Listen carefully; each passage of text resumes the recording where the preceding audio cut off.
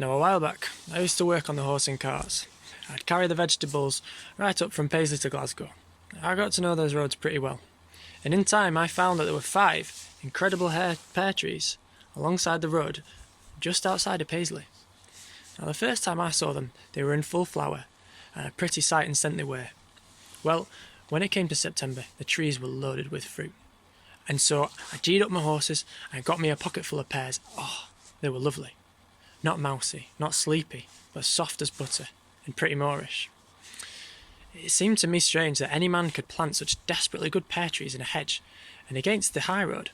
So I asked the nearby innkeeper about it, and this is the tale that he told me. He says, "Now your pear trees were originally planted in a fine meadow right up north of Glasgow, where the land is very good, and they had good bearings of fine fruit. But sadly for the farmer who owned them, there was a big rookery and some old elms nearby, and some jackdaws close by as well. As soon as these pears were ripe, those old crows would come and settle on the branches of the pear tree, and they'd peck and they'd peck and they'd peck, until they'd eaten all the fruit clean from the trees, and none was left for the farmer. So, when the next season came around, the farmer reckoned that he'd had enough of these old crows, and he decided to set them a trap. So just before the pears were ripe enough, he took a can of bird lime, sticky bird lime, and he got on his long ladder, and he put the bird lime all along the branches of the trees. The next day was sunny, and the fruit started to ripen in the warm. So caw went one old crow, and caw caw went another, and then the whole hustle of them flew up and settled in the pear tree.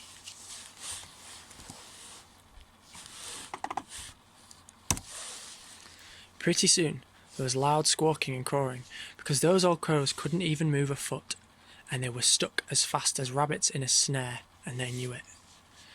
"Well then," said the farmer, "I've got them this time. I'll get my old gun and I'll shoot the lot of them." So off he went to fetch his gun. Now, crows are not stupid, and they heard what he said, and they set up, caw-cawing and flapping their wings, fit to burst. But as soon as they saw the farmer come back with his gun, they all set off with such a huge and desperate flapping that up came all the 5 pear trees by the roots, out of the good earth, and whiffly, whiffly, whiffly, off they flew, pear trees and all, right across the Clyde and down towards Paisley. After they'd been flying for a while, there came a smartish shower of rain, and that washed most of the sticky bird lime away, and then clunk, clunk, clunk, clunk, down dropped the pear trees into a hedge by the high roadway towards Paisley.